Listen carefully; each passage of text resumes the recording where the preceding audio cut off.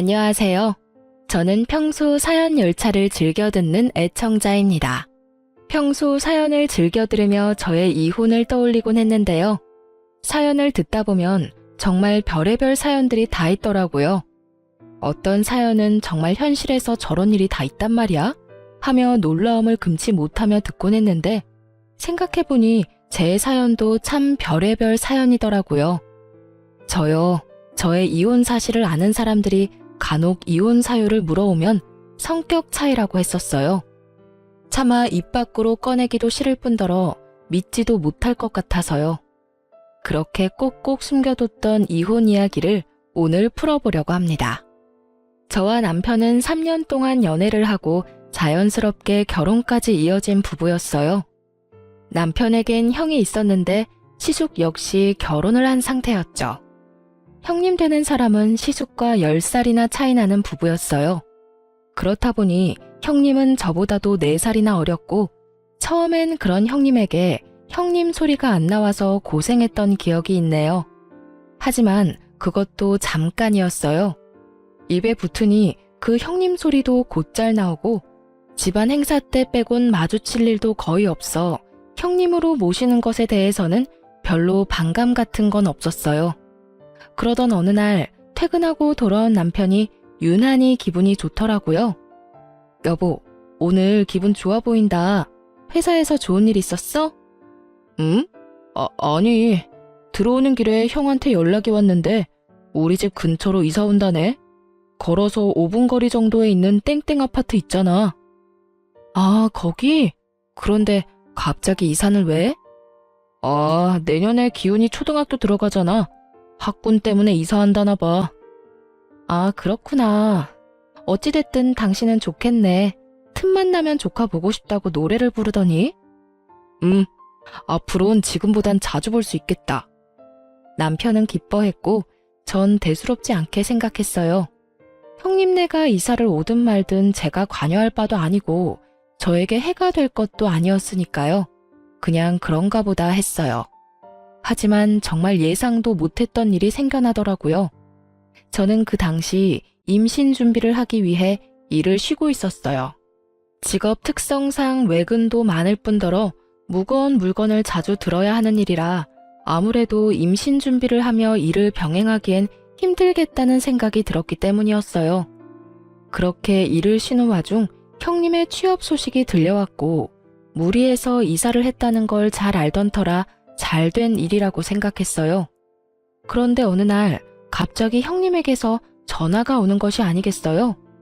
생전 따로 연락도 없었고 왕래도 없던 형님이 대뜸 전화가 오니 의아하긴 했지만 그렇다고 무시할 수도 없었기에 전화를 받게 되었어요. 그것이 충격적인 사건의 시작이라는 건 꿈에도 모르고 말이죠. 동서, 집이에요? 네, 형님. 집인데 왜 그러세요? 아, 그럼 나 부탁 하나만 들어주면 안 될까요? 부탁이요? 네, 사실은 우리 기훈이가 유치원에서 다쳤다고 연락이 왔는데 나도 그렇고 애아빠도 그렇고 지금 도저히 나갈 수가 없는 상황이라서요. 정말 미안한데 동서가 좀 가주면 안 될까요? 선생님 말씀으로는 얼굴을 다쳤다는데 이야기만 들어서는 어떤지 알 수 없어서요. 아, 네, 알겠어요. 그럼 기훈이 유치원 어딘지 문자로 좀 남겨주세요. 지금 바로 준비해서 가볼게요. 그렇게 전화를 끊은 후 저는 서둘러 옷까지만 챙겨 입고 유치원으로 향했어요. 다른 것도 아닌 아이가 다쳤다고 하니 저도 걱정이 되더라고요. 유치원에 도착하니 조카의 이마에서 피가 살짝 나고 있더라고요. 이야기를 들어보니 친구가 던진 장난감에 이마가 찍혀버렸고 심한 상처는 아닌 듯하지만 피가 나니 일단 연락드린 거라고 하더라고요. 전 일단 알겠다고 말하고 조카를 데리고 병원으로 갔어요. 제가 보기에도 상처가 심하지 않았고 일단 내과를 데리고 가보고 안 되겠다 싶으면 성형외과든 피부과든 가보려고 했죠. 조카의 상처를 꼼꼼히 살펴봐 주신 의사 선생님은 심한 상처는 아니니 안심하라고 말하셨어요. 이 정도로는 굳이 성형외과는 가지 않아도 된다며 아이들의 재생력으로 충분히 나을 수 있는 정도라고 하더라고요. 그저 조카가 좀 놀란 것 같으니 저녁은 부드러운 음식으로 주는 것이 좋겠다고 하고요. 그렇게 병원 진료를 마치고 약국에 들러 유아용 상처 연고를 산 후 집으로 돌아갔어요. 선생님의 말씀대로 조카는 많이 놀랐는지 자꾸 안아달라고 성화였고 전 7살짜리 남자아이를 안아 재우기까지 했어요. 그렇게 겨우 조카를 재우고 저녁을 준비하고 있는데 뒤늦게 형님과 시숙이 아이를 데리러 왔더라고요. 오셨어요? 기훈이 아까부터 자고 있어요. 병원은 다녀왔는데 병원에서 심하지 않다고 연고만 잘 발라주라고 하더라고요. 연고는 여기 있어요. 일반 내과만 갔다가 온 거예요? 성형외과는요? 아무리 심하지 않다고 해도 얼굴인데 성형외과를 갔어야죠.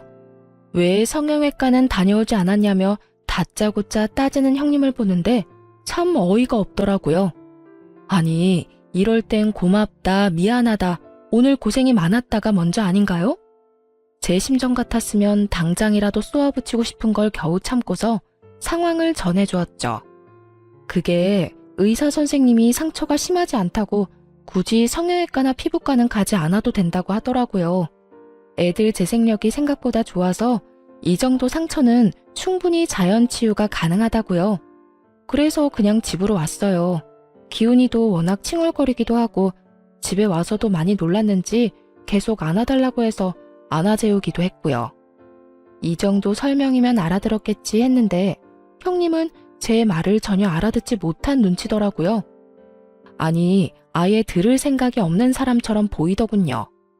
제 말이 끝나자마자 개거품을 물고 따지기 시작했으니까요. 몰라. 아무리 그래도 이마가 찍혀서 피까지 났는데 일반 내과가 뭐예요, 일반 내과가.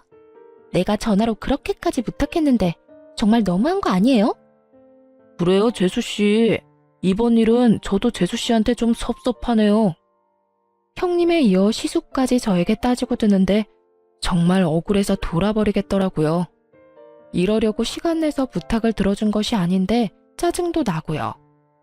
그래서 전 더는 참지 않기로 했고 한마디 쏘아 붙여주었죠.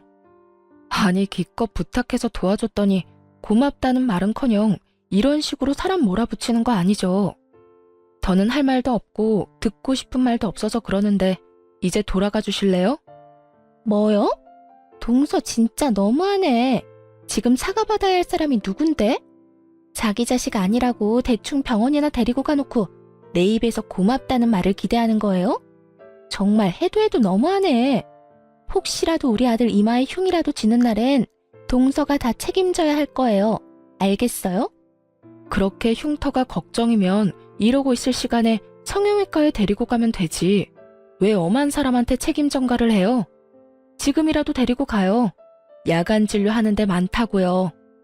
저의 고함에 두 사람은 조카를 데리고 돌아가 버렸고 남편은 끝까지 아무 말도 없더군요. 정말 너무나도 어이가 없었어요. 시숙은 형님 편을 든다고 바쁜데 남편은 강 건너 불구경하듯 지켜만 보고 있었으니까요. 당신은 왜 아무 말도 안 해? 이럴 땐 내 편을 들어줘야지. 내가 굳이 편 들고 말고 할 게 없던데. 뭐? 혼자서 충분히 잘 싸우는데 내가 왜 나서. 괜히 나까지 나서면 큰 싸움 나지. 이 어이없는 남편의 말을 듣고 있는데 남편과 입씨름할 전이마저 상실되는 기분이더라고요. 길게 말해봤자 제 입만 아플 것 같아 다음부턴 이런 일이 있다면 가만히 있지만 말고 나서달라는 당부와 함께 일단락시켰어요. 그런 일이 있고 난 후 염치라는 게 있는 사람이라면 다시 도움을 청하는 일이 없어야 할 텐데 형님은 염치도 양심도 없는지 줄기차게 연락이 오더라고요. 동서, 오늘 우리 기훈이 좀 데리고 와주면 안 될까요? 동서, 정말 급해서 그러는데 우리 기훈이 좀 잠시 봐주면 안 될까? 등등. 그야말로 기가 막히는 부탁에 저는 칼같이 안 된다고 했습니다. 조카 잠시 봐주는 거? 유치원에 데리러 가는 거? 힘든 일 아니에요. 버겁다고 하더라도 피치 못할 사정이 있으면 가족끼리 충분히 해줄 수 있는 일이라고 생각해요. 하지만 지난번 사건 이후 여전히 고맙다는 말만 아니라 미안하다는 말도 없었고 저도 기분이 많이 상해 있는 상태였죠. 거기에다 배려를 고마워할 줄 모르는 인간에게 더 베풀고 싶지도 않았고요. 계속되는 거부에 한동안 형님은 연락이 없었고 더는 그런 부탁을 하는 일은 없을 거라고 생각했는데 더 어이없는 상황이 저를 기다리고 있더군요. 그날은 유난히 남편에게 연락이 많이 온 날이었어요. 할 말이 딱히 있어 보이지는 않는데 집이냐고 계속 묻더라고요. 여보, 집이야? 아직 집이지? 집이지. 아까부터 왜 계속 집이냐고 물어? 아니, 그냥 오늘 약속 없지? 없다니까. 도대체 몇 번을 물어? 왜? 무슨 일 있어? 집에 택배 올 거 있어? 아니, 그런 건 아닌데 오늘은 집에 꼭 있어줘. 이런 식으로요. 저는 나갈 곳도 없긴 했지만 혹시나 하는 마음에 집 밖으로 나가지 않고 있었고 그렇게 집에서 쉬고 있는데 모르는 번호로 전화가 오더라고요. 모르는 번호는 받지 않던 터라 그 전화 역시 받지 않았고 전화가 끊기는가 싶더니 그 번호로 문자가 오더군요.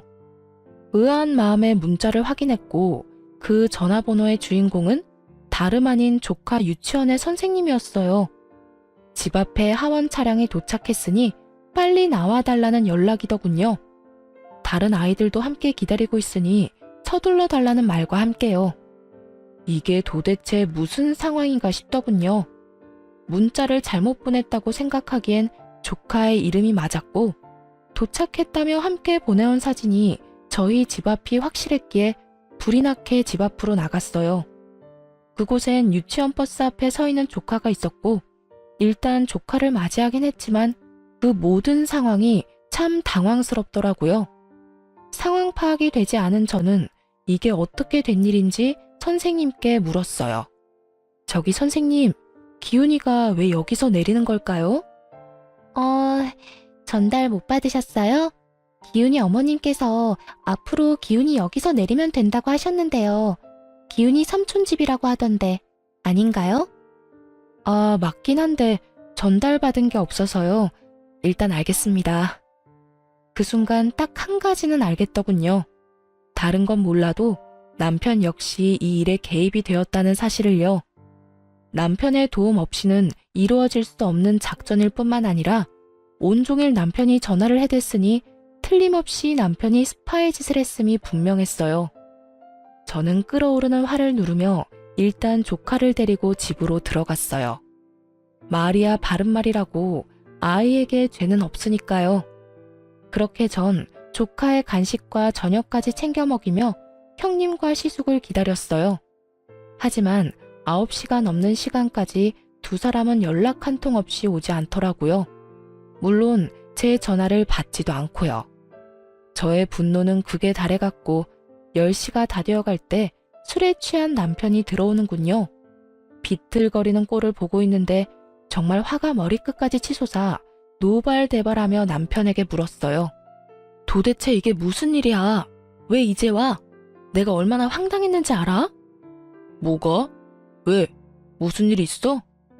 몰라서 물어? 기훈이가 왜 우리 집 앞에서 유치원 차를 내려? 그것도 나하고는 한마디 상의도 없이. 내가 오늘 얼마나 어이없었는 줄 알아? 그게 형수가 전화와서 우리 집 앞에서 하원하면 안 되냐고 부탁하길래 알겠다고 했어. 당신도 집에서 쉬니까 그 정도는 괜찮을 것 같아서. 태연한 얼굴과 말투로 저렇게 말하는데 정말 그 순간에 얼굴을 확 다 긁어버리고 싶더라고요. 그것이 끝이 아니었어요. 더 황당한 말이 남편의 입에서 나오고 있더군요. 그리고 형이랑 형수 3박 4일로 여행 갔다 온다고 하더라. 애 낳고 처음으로 가는 여행이라고 해서 기훈이 우리가 봐줄 테니까 잘 다녀오라고 했어. 그러니까 그런 줄 알고 있으면 돼. 그건 부탁도 설득도 아닌 통보였어요. 그 엄청난 일을 통보로 끝내버린 남편은 쓰러지듯 잠이 들어버렸고 술에 잔뜩 취해 대화가 되지 않는 남편에게 화를 내봤자 소용이 없는 짓이었고 그렇게 저는 팔자에도 없던 독박 육아가 시작되었습니다. 육아라곤 해보지 못한 저에게 7살짜리 남자아이를 돌보는 것은 고난의 연속이었고 날마다 엄마를 찾으며 힘들어하는 조카에게도 힘든 시간이었어요. 남편은 날마다 술에 취해서 들어왔고 전 그야말로 분노의 날들을 보내고 있었어요. 상황이 그렇게 되자 몸은 일할 때보다 힘들었고 스트레스 또한 그 어느 때보다 심하게 받고 있었죠. 그렇게 아이도 어른도 힘든 4일이 지나고 기다리고 기다리던 형님과 시숙이 집으로 왔더라고요. 그래도 이번에는 고맙다는 말 정도는 하겠지 했는데 기대했던 제가 바보였습니다. 조카를 낚아채듯 데리고 가던 형님은 이렇게 말하더군요. 아, 진짜 기운이 살 빠진 것 같아. 얼마나 눈치 주고 못 먹였으면 4일밖에 안 지났는데 애가 살이 다 빠졌대? 이렇게 말하곤 대꾸할 틈도 없이 가버리는데 정말 뭐 저런 것들이 다 있나 싶었죠. 그리고 그들의 그 뻔뻔한 뒤통수를 보고 저는 결심했어요. 복직하기로요. 여전히 입을 다물고 있는 남편에게 오만 정이 떨어져 버렸고 그랬기에 임신 준비는 하고 싶지 않았어요. 전 결심이 서자마자 회사에 복직 신청을 했고 운 좋게 그 당시 육아휴직을 낸 직원이 있어 생각보다 복직은 빠르게 할 수 있었죠. 저는 저번에 남편이 그랬듯이 똑같이 통보를 해주었습니다. 나 복직됐어. 다음 주 월요일부터 출근이야. 뭐? 복직? 나하고 한마디 상의도 없이 무슨 복직이야. 내가 복직하는데 당신하고 굳이 상의해야 해? 하여튼 난 다음 주 월요일부터 출근이니까 그런 줄 알고 기훈이 케어는 알아서 하라고 전해줘. 정 안 되면 당신이 직접 휴가 내고 돌보든지. 그렇게 전 육아에서 해방됐고 회사 생활을 하며 바쁘게 지냈어요. 조카 문제가 사라지니 남편과 저 사이에 기분 상하는 일도 없었고 점점 관계도 회복되고 있었어요. 일은 힘들어도 정신적인 스트레스가 없으니 집에서 쉴 때보다 몸도 마음도 더 건강해지는 기분이 들며 평화가 다시 찾아왔구나 싶더라고요. 그런데 복직한 지 한 달도 채 되지 않은 어느 날 집으로 시댁 식구들이 몰려왔더군요. 무슨 일인가 싶었더니 성질도 급한 형님은 거두절미하고 본론을 꺼내기 시작했어요. 동서, 피차 바쁜 사람끼리 말 돌리지 않고 본론만 말할게요. 회사 일 힘들 텐데 괜한 고생하지 말고 다시 그만두고 우리 기훈이 좀 다시 봐줘요. 뭐라고요? 우리 기훈이 좀 다시 봐달라고요. 하원하고 몇 시간 봐주면 돼요. 아, 그냥 봐달라는 건 아니고 한 달에 30만 원 줄게요. 완전 거저 아니에요? 고작 몇 시간 보고 30만 원이면. 아, 그러니까 기훈이 하원시키고 형님네 퇴근할 때까지 데리고 있으면 30만 원을 주겠다. 이 말이죠? 저는 너무 황당해 제가 들은 말이 잘못된 것이 아닌지 다시 물었고 형님은 제 눈치를 한번 살피더니 더 황당한 말을 하더라고요. 아, 30만 원이 작아서 그래요? 그래요. 그럼 50만 원. 그 이상은 안 돼요. 우리 기훈이 이제 다 커서 딱히 신경 쓸 일도 없고 그저 하원만 해주고 간식 챙겨주는 게 다예요. 혹시나 우리가 늦어지면 저녁도 좀 챙겨주고요. 어때요? 간단하지 않아요? 진짜 별 미친 소리를 다 듣는구나 싶더라고요. 돈도 던이었지만 부탁하는 말투가 아니라 명령조라 제 기분은 곱절로 더 상해버렸고 이런 문제는 직구가 답이라는 생각에 확실하게 제 뜻을 전했어요. 50만 원이요? 50만 원 받고 애볼 바엔 그냥 회사 다니죠. 제가 지금 월급이 200 정도는 넘는데 이만큼 줄 수 있어요? 월급만큼 준다고 하면 생각은 해볼게요. 아, 상여금, 퇴직금도 물론 챙겨줘야 하는 건 알고 있죠? 저는 형님을 똑바로 보며 말했고 그런 제 말에 형님이 뭐라고 대꾸할 틈도 없이 시무가 노발대발하며 나서더군요. 너 진짜 돈독이라도 올랐니? 가족끼리 그냥 도와주지는 못할 망정 지금 받는 돈만큼 내놓으란 말이 나와? 나 같으면 50만 원 받고 기훈이 3-4시간 봐달라고 하면 두 팔 벌려 봐줄 거다. 그건 뭐가 힘들다고 그리 야속하게 굴어? 그렇게 좋은 제안이라고 생각하시면 어머님이 봐주시면 되겠네요. 뭐라고? 조금 전에 그러셨잖아요. 어머님 같으면 두 팔 벌려 봐준다고. 그러니까 저한테 이러지 말고 어머님이 형님네 가서 기훈이 봐주면 되겠네요. 두 팔까지 벌려 환영한다던 시모는 제 말에 혹여나 자신에게 불똥이라도 튈까 겁이 났는지 딴청을 피우기 시작했고, 상황이 마음대로 흘러가지 않자 초조해진 형님은 어린아이처럼 떼를 쓰기 시작하더군요. 아, 그러지 말고 좀 봐줘요. 50만 원 준다니까요. 그리고 솔직히 말해서 회사에 다니는 것보다 애 잠시 맡아주는 게 더 편하잖아요. 이보다 더 쉽게 돈 벌 수 있는 방법이 어디 있다고 그래요? 그렇게 쉬우면 형님이 회사 그만두고 애나 봐요. 자기 자식 자기가 알아서 해야지. 왜 애먼 사람 잡고 떼를 써요? 이렇게 말한 저는 이 상황을 끝내기 위해 남편에게 눈치를 줬고, 저의 눈빛을 읽은 남편이 그제야 급하게 중재를 나서기 시작했어요. 자자, 그만들 좀 해요. 이러다 진짜 큰 싸움 나겠어. 형수도 상황이 곤란한 건 알겠는데 아무래도 이번 부탁은 들어주기 힘들 것 같아요. 이 사람 복직한 지도 얼마 안 됐고 무엇보다 이 사람이 이렇게나 싫어하잖아요. 그러니까 다른 방법을 찾아보기로 하고 오늘은 이만 다들 돌아가 주세요. 다음에 다시 이야기하는 게 좋을 것 같네요. 남편은 꽤 단호하게 말하며 시댁 식구들을 내쫓다시피 하며 보내버렸고, 이젠 더는 분란이 일어나는 일은 없겠지 했습니다. 이렇게까지 했는데 더는 조카 이야기를 저에게 꺼낼 리가 없을 테고, 조카 일만 아니라면 형님네와 부딪히는 일은 없을 거라 생각했으니까요. 하지만 그건 저의 크나큰 착각이었고, 조카 일보다 더 경악스러운 일이 저에게 일어나고야 말았어요.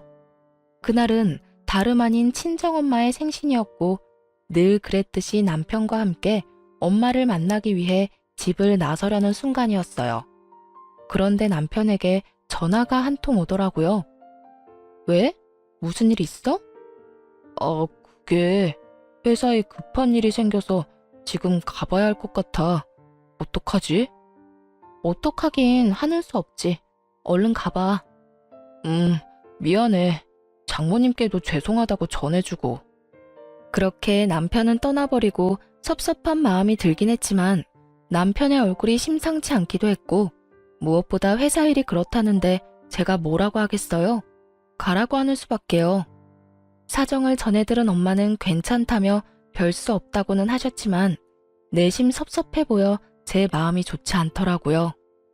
아빠는 돌아가셨고 저는 외동이었던 터라 남편이 있고 없고의 차이가 컸거든요. 그렇게 식사가 끝나고 엄마가 소화되지 않는다며 걷고 싶다고 했고, 전 남편과 함께 갔던 유명한 산책공원이 떠올라 그곳으로 엄마를 모시고 갔어요. 산책로도 잘 돼 있고 풍경도 좋아서 모시고 간 것이었죠. 한참 그렇게 걷고 있는데 어디선가 익숙한 목소리가 들려왔고 뒤를 돌아보니 그곳엔 남편과 형님, 조카가 웃으며 함께 있더군요. 모르는 사람이 본다면 행복한 가족의 모습 그 자체였어요. 제가 발견한 남편을 엄마가 발견하지 못했을 리 없었고, 엄마는 제 눈치를 살피더니 이야기를 나눠보라고 하며 먼저 집으로 가겠다고 하더군요. 그렇게 엄마가 먼저 떠나고 그런 엄마의 모습에서 더 큰 분노를 느낀 전 남편에게 다가갔어요. 당신 여기서 뭐해? 이게 급한 일이야? 여기가 회사냐고. 저는 분노로 목소리마저 떨려왔고 그런 저를 발견한 남편의 얼굴이 사색이 되어버리더군요.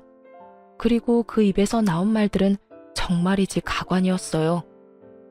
아니 그게 사실은 오늘 기훈이가 산책이 꼭 가고 싶다고 나가서 좀 놀고 싶다고 했다는데 형은 어제 늦게까지 회식해서 아직 자고 있다고 해서 형수가 혼자 기훈이를 어떻게 감당해. 그래도 남자 한 명이 있어야 사내 녀석을 감당하지. 그래서 당신한텐 미안하지만 기훈이랑 시간 보내게 됐어. 미안해 정말. 전 정말 어이가 없더라고요. 애아빠가 없는 것도 아니고 술에 취해 자든 피곤해서 자든 애아빠는 집에 버젓이 있는데 왜 남편이 나서서 이러는 건지도 이해가 되지 않았고, 엄마 생신이란 걸 뻔히 알면서도 남편에게 이런 부탁이나 하는 형님 역시 이해가 되지 않더군요. 그게 말이나 되는 소리야? 다른 날도 아니고 우리 엄마 생신인데 당신이 어떻게 이럴 수 있어? 그것도 나한테 거짓말까지 하면서 말이야. 미안해. 그런데 나도 어쩔 수 없었어. 그러니까 당신이 이해 좀 해줘. 미안해. 제가 어떤 말을 하든 남편은 그저 어쩔 수 없었다며 이해해달라는 말만 기계적으로 반복하더라고요. 더는 대화가 불가능한 상황이었어요. 주변 시선들도 있고 남편은 계속 같은 말만 반복하는데 제가 거기에서 무슨 말을 더 하겠어요? 일단 집에 가서 이야기해. 바로 따라와. 알겠어? 나 형수랑 기훈이 좀 데려다주고 바로 집으로 갈게. 마지막까지 정말 기가 막히더군요. 그 순간 정말 이혼하자는 말이 입가에 맴돌았지만 일단 알겠다고 하고 차로 먼저 돌아왔어요. 흥분된 마음을 진정시키며 출발하려는데 아무래도 이상한 기분이 들더군요. 여자의 촉이 이대로 가면 안 된다고 알리고 있었고 전 공용 주차장에서 멀지 않은 곳에서 차를 세워놓고 조용히 기다렸어요.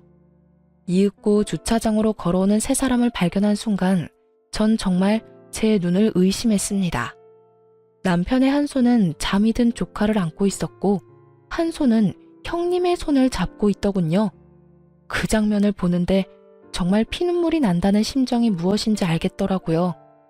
저는 피눈물이 날 것만 같은데 두 사람은 뭐가 좋은지 시시덕거리며 걸어오는 모습에 저는 깊은 분노를 느꼈어요. 떨리는 두 손을 겨우 진정시키며 급히 두 사람의 모습을 휴대전화 카메라에 담았어요. 당장이라도 두 연놈의 머리채를 다 잡아뜯고 싶은 걸 얼마나 참았는지 모릅니다. 이가 다 갈리더라고요. 그냥 다른 여자와 외도를 저지른다고 해도 눈이 돌 것만 같은데 어떻게 다른 사람도 아닌 형수와 저런 짓을 할 수가 있는 것인지 제 상식선에선 도저히 이해되지 않더군요. 아니, 이해할 생각도 없었어요. 더는 지켜보고 있긴 힘든 광경을 뒤로한 채 집으로 돌아왔고 바로 근처 흥신소를 알아보고 사람을 붙였죠. 상간녀와 조카를 집에만 데려다주고 오겠다던 남편은 저녁이 다 되어서야 돌아왔고 왜 그제야 돌아왔는지 묻지 않아도 뻔했기에 아무 말도 하지 않고 있었어요. 자칫 입을 열었다간 제 입에서 무슨 말이 나올지 알 수 없는 일이었고 전 사실 파악을 제대로 한 뒤 이혼을 이야기해도 하고 싶었거든요. 그렇게 제가 아무 말도 하지 않고 있자 남편 스스로 제 눈치를 살피며 변명을 해대기 시작하더군요. 여보, 미안해. 형수랑 기훈이 데려다주고 바로 오려고 했는데 기훈이가 배가 너무 고프다고 해서 밥만 좀 사주고 오느라 늦었어. 미안해. 화 많이 났어? 괜찮아. 오는 길에 화도 좀 가라앉았고 피곤할 텐데 얼른 씻고 쉬어. 정말이었어요. 볼 꼴 못 볼 꼴 다 보고 이혼까지 할 마당에 남편이 늦든 외박하든 그게 뭐가 대수겠어요?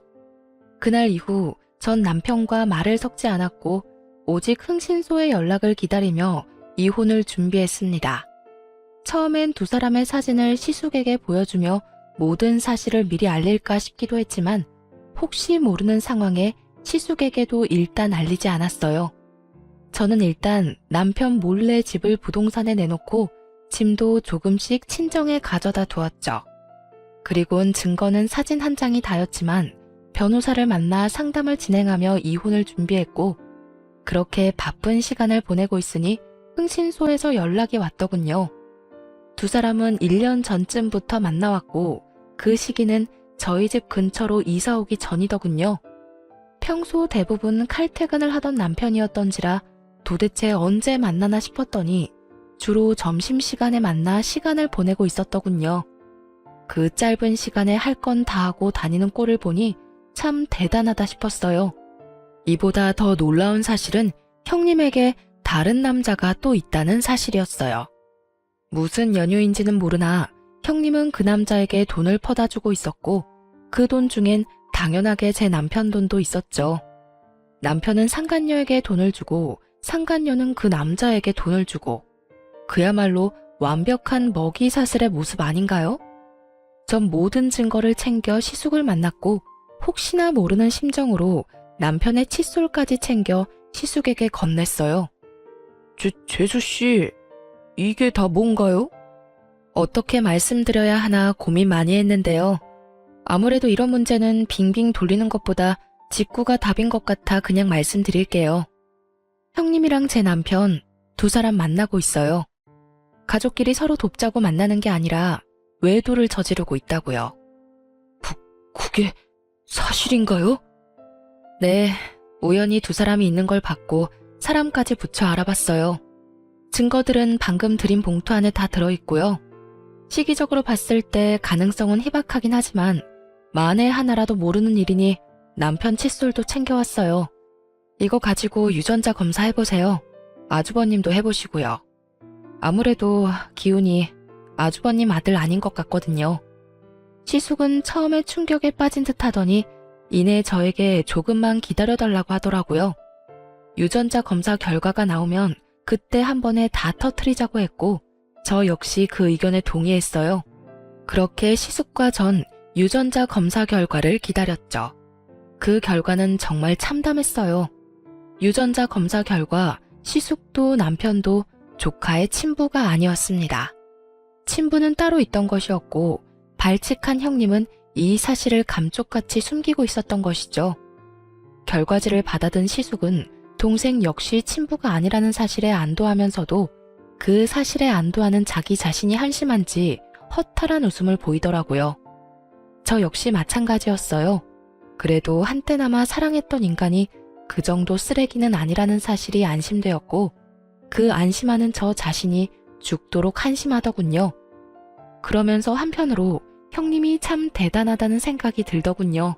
핏줄까지 속이며 남편을 농락하며 사는 것도 모자라 그런 남편의 동생까지 유혹해 외도를 저지르며 돈까지 빼내고 있었으니 참 대단한 여자 아닌가요? 그렇게 한참 저희는 말이 없었고 이내 시숙은 굳은 표정으로 모든 식구를 시댁으로 불러 모아 남편과 형님의 관계를 밝혔습니다. 아버지, 어머니, 이 녀석이랑 제 집사람 알고 보니 몰래 만나고 있더라고요. 네, 지금 설마 하며 생각하시는 그런 관계 맞아요. 두 사람 외도를 저지르고 있었어요. 뭐? 이게 다 무슨 소리야? 너 지금 꿈꾸니? 악몽 꿨어? 꿈이 아니라 현실이에요, 어머니. 갑자기 애 핑계 대면서 이사를 하자고 그렇게 조르더니 다 이유가 있었더라고요. 알아보니 두 사람 그쯤부터 만나기 시작했고 갈 때까지 간 관계였어요. 그게 사실이야? 그 말이 모두 사실인 거야? 시무는 남편과 상간녀를 향해 물었고 두 사람은 고개를 숙인 채 아무 말도 못하더군요. 그런 상황을 지켜보던 전 증거를 시모에게 주며 말했어요. 어머님, 사실이에요. 제가 우연히 두 사람이 외도를 저지르는 광경을 목격했어요. 증거는 여기 있고 아주버님 말처럼 하루 이틀 만난 충동적이고 가벼운 사이는 아니더라고요. 지금 그 말들을 우리더러 믿으란 말이야? 이 무슨 말도 안 되는... 증거까지 들이밀며 사실을 밝히자 남편과 상간녀의 얼굴이 새파랗게 질려갔고 무슨 말도 안 되는 소리냐고 하던 시모는 증거를 살펴보더니 누가 말릴 새도 없이 상간녀의 머리채를 잡고 휘둘러 버리더군요. 이 인연이 감히 네가 우리 가족을 농락해? 내 아들들을 네가 뭔데 가지고 놀아? 이 버러지 같은 년이 감히... 어머님, 제 말 좀 들어봐 주세요. 아니에요. 아니라고요. 아니긴 뭐가 아니야.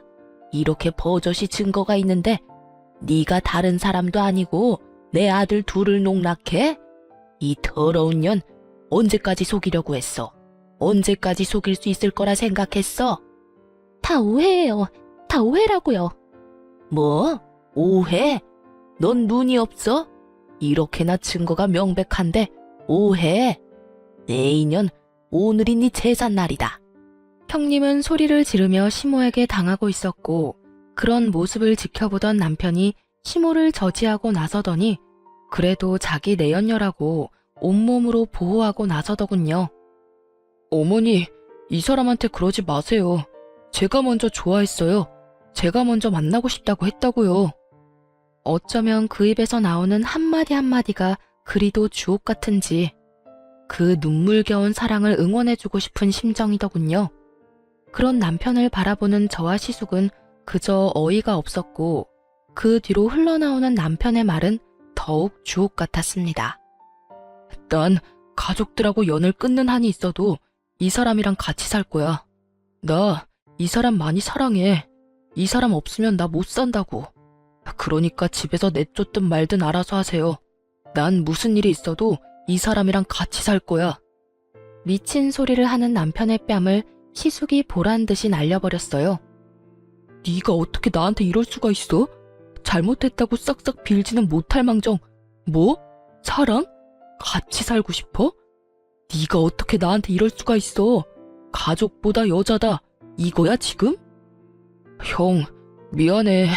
그런데 나 진짜 저 사람 사랑해. 나도 이러면 안 되는 걸 잘 알면서도 어쩔 수가 없었어. 미안 형. 기훈이는 내가 잘 키울게. 미안해 정말. 파렴치한 남편의 언행에 시모는 바닥을 내리치며 대성통곡을 하기 시작했고 시부는 말없이 남편과 상간녀를 노려봤어요. 시숙과 저 역시 말이 없었고 그 무거운 정막을 깬 건 다름 아닌 형님이었어요. 자신이 계획한 미래에 남편은 없었던 건지 자신의 앞을 막은 남편을 밀치곤 이렇게 말하더군요. 그게 도대체 무슨 말이야? 누가 너랑 산대? 우린 그냥 만난 것뿐이야. 난 너랑 살 생각 전혀 없다고. 뭐? 자기야, 지금 그게 무슨 말이야. 나 사랑한다고 했잖아. 언젠가는 나랑 살 거라며. 그 말들 다 거짓말이었어? 내가 언제 그런 말을 했어? 난 그런 말 한 적 없어. 당신 지금 가족들 시선 때문에 그래? 그런 거라면 걱정하지 마. 내가 다 알아서 할 테니까. 그러니까 이제 우리 행복하게 잘 살자. 응? 난 너랑 살 생각 없다니까. 이거 왜 이래? 이거 나. 남편은 끝까지 형님의 손을 붙잡고 매달렸지만 그런 남편의 손을 뿌리친 형님이 시숙의 앞에 무릎을 꿇고 앉아 빌기 시작하더라고요. 사랑과 전쟁 같은 막장 드라마가 다른 곳도 아닌 제 눈앞에서 펼쳐지고 있더군요. 여보, 정말 아니야. 당신이 생각하는 그런 관계 아니라고. 물론 몇 번 따로 만난 적은 있었어. 그런데 그런 관계는 정말 아니야. 나 좀 믿어줘. 나 당신 사랑하는 거 당신이 더 잘 알잖아. 손이 발이 되게 비는 상간녀의 머릿속이 훤히 보이더라고요. 남편과 제가 사는 집은 제 명의의 집이었고 그간 남편놈은 버는 족족 생활비를 제외한 모든 돈을 저 상간녀에게 다 가져다 주었으니 그 통장 사정이야 뻔한 일이었어요. 이 모든 사정을 누구보다 훤히 꿰뚫고 있는 상간녀는 자신에게 매달리는 남편은 뿌리치고 시숙에게 매달리기 시작한 것이었어요. 시숙 역시 이런 상황을 모를 리 없었고 조소를 띄우며 이렇게 말하더군요. 네가 이렇게 빌어도 난 너 같은 여자랑 살 생각 없어. 무조건 이혼할 거니까 그런 줄 알고 네 애아빠한테나 가서 잘 살아. 가족끼리 오손도손 살면 되겠네. 새파랗게 질렸던 상간녀의 얼굴은 시숙의 2차 폭로로 인해 사색이 되어버렸고 반사적으로 시치미를 떼기 시작하더군요. 그게 무슨 말이야? 애아빠라니. 우리 기훈이 아빠는 당신이잖아. 시숙은 끝까지 시치미를 떼는 상간녀를 향해 가슴 주머니에 묻어두었던 유전자 검사지를 던져버리며 말했어요. 다 알고 있어. 다 알고 있다고. 너 진짜 소름 끼친다. 어떻게 이런 걸 속여? 네가 사람이야? 날 속인 것도 모자라 그 남자한테 돈도 갖다 바치고 있더라. 네가 저 자식이랑 그렇고 그런 사이란 것도 알아냈는데 내가 이건 모를 거라 생각했어? 여보, 내가 그 남자한테 돈을 준 건 맞는데 그건 다 그 남자가 계속 협박을 해서 그런 거야. 돈을 주지 않으면 모든 사실을 당신한테 다 말한다고 해서 나도 우리 가정을 지키기 위해서 그랬던 거라고. 정말이야. 난 그렇게 해서라도 우리 가정을 지키고 싶었어. 가정을 지키고 싶다는 사람이 남편 동생과 외도를 저지르다니. 이렇듯 말도 안 되는 변명들이 난무하고 있었고 이 모든 상황을 정리할 사진을 시숙이 던져버렸어요. 협박? 어쩔 수가 없었어? 넌 이게 어쩔 수 없는 사람의 표정이야? 마지막 사진은 다름 아닌 형님과 그 내연남과의 사진으로 두 사람이 다정하게 팔짱을 끼고 있는 사진이었어요. 상간녀는 더는 할 말이 없는지 그저 용서해달라는 똑같은 말만 되풀이했고 시숙은 그런 상간녀를 끌어다 쫓아내려고 했죠. 그러니 미쳐버린 상간녀가 이번에는 저에게 미친 소리를 하기 시작하더군요. 이게 다 니년 때문이야. 니년 때문이라고. 다 알았으면 조용히 입 다물고 있을 것이지 왜 입을 놀리고 다녀? 왜 다 알려서 이 사단을 만드냐고. 책임져. 책임지라고. 눈이 반쯤 돌아버린 상간녀는 저의 멱살을 잡고 흔들며 고함을 질렀고 전 그 손을 빠르게 뿌리치고 뺨을 날려버렸습니다. 너 진짜 미쳤구나. 상황 판단이 안 돼? 네가 저지른 짓이 얼마나 파렴치한 짓인지 잘 모르겠어? 어디서 누구 멱살을 잡고 미친 소리를 짓거려. 네가 뭔데? 네가 뭔데 날 때려? 네가 뭔데? 상간녀는 눈물을 머금고 또 소리를 질렀고 전 다시 뺨을 후려쳤어요. 정신 차려. 네가 이렇게 미친년처럼 소리를 지른다고 해도 달라질 건 없어. 그리고 상대를 봐가면서 소리를 질러야지. 어디서 감히 상간녀 주제에 당당하게 고개까지 쳐들고 고함을 질러? 입 못 다물어? 제 말에 상간녀는 저를 죽일 듯이 노려봤고 남편은 자리에 주저앉은 채 멍하니 모든 상황을 지켜만 보고 있더라고요. 전 그런 남편에게 다가가 최후의 통첩을 날렸어요. 우리도 이혼하자. 난 이제 너 같은 인간이랑 살 생각 전혀 없어. 저는 이혼을 통보했고 그제야 정신을 차린 남편이 저를 보며 빌기 시작하더군요. 여보, 이혼이라니. 당신도 다 들었잖아. 다 내가 저 여자한테 속은 거야. 이런 말 같지도 않은 말을 변명이라고 하고 있는 머저리 놈을 보고 있자니 정말 어이가 없어 헛웃음이 다 나더라고요. 넌 지금 그걸 변명이라고 하니? 변명이 아니라 사실이야. 이제 모든 사실도 알았고 정신 차릴게. 앞으로 정신 차리고 가정에만 충실할 거야. 내가 진짜 어이가 없어서 웃음이 다 나네. 야, 네가 앞으로 정신 차리고 가정에 충실히 한다고 하면 내가 널 받아줘야 해? 아, 이제 내 남편이 정신 차린다고 하니까 한 번 더 믿어주자. 이럴 줄 알았냐고. 넌 내가 우스워? 네가 그냥 아무 상관없는 여자 만났다고 해도 네 사실을 찢어버리고 싶은 심정인데 다른 사람도 아닌 형수랑 그딴 짓을 하고 다녔다고? 나 이제 너 보면 헛구역질이 나려고 그래. 너랑 이렇게 같은 공간에서 있다는 것만으로도 온몸에 소름이 끼친다고. 알아? 절규에 가까운 고함과 함께 눈물이 터져 나오더라고요. 그간 잘 참아왔던 눈물이 왜 하필 그때 터져버린 것인지 아직도 모르겠어요. 아마 그간 남편과 했던 세월이 떠오르며 이렇게까지 최악의 상황을 만든 남편도 아무것도 몰랐던 저도 원망스러웠던 것 같아요. 제가 어깨를 들썩이며 울자 남편이 다시 용서를 구하기 시작하더군요. 여보, 내가 진짜 잘못했어. 내가 앞으로 정말 잘할 테니까 한 번만 용서해줘. 이번만 눈 딱 감고 넘어가주면 내가 평생 갚으면서 살게. 내가 정말 당신만 사랑하면서 살게. 일을 이따위로 만들어 놓고 용서해달라고? 내가 머리에 총 맞았어? 내가 그렇게 만만해? 당신 같으면 용서가 될 것 같아? 미안해. 정말 미안해. 그런데 나 진짜 반성하고 있어. 이것만큼은 진심이야, 여보. 더는 들을 말도 하고 싶었던 말도 없었던 저는 최후의 통첩을 날렸죠. 다 필요 없고 짐이나 빼. 이혼하는 마당에 같이 살 필요는 없잖아? 혹시나 짐 핑계 대면서 집 들락날락할 생각은 하지도 마. 집 곧 나갈 예정이거든. 그러니까 당장 짐부터 빼. 이렇게 말한 저는 시댁에서 나와버렸고 소송을 진행했어요. 그렇게 이혼만은 안 된다던 남편은 상간녀와 합심해 어떻게 해서든 위자료를 덜 주기 위해 부단히도 애썼지만 소용없는 짓이었죠. 입이 떡 벌어질 만한 사건이었으니까요. 시간이 오래 걸리긴 했지만 어찌되었든 전 이혼을 했고 위자료 역시 만족할 만큼 받을 수 있었습니다. 이혼하고 난 후 이런저런 일로 바쁘게 사는 와중에 두 사람의 소식이 들려오더군요. 상간녀에게 속았다던 전 남편은 시댁에서 쫓겨나자마자 시숙에게 이혼당한 상간녀와 살림을 차렸다고 하더군요. 이혼 소송 당시 둘이 붙어있던 꼴을 봤던 터라 놀랍지도 않더군요. 똑같은 것들끼리 잘 먹고 잘 살아라 싶었는데 그것도 잠시더라고요. 뒤이어서 들리는 소식엔 상간녀가 도망을 갔다고 하더군요.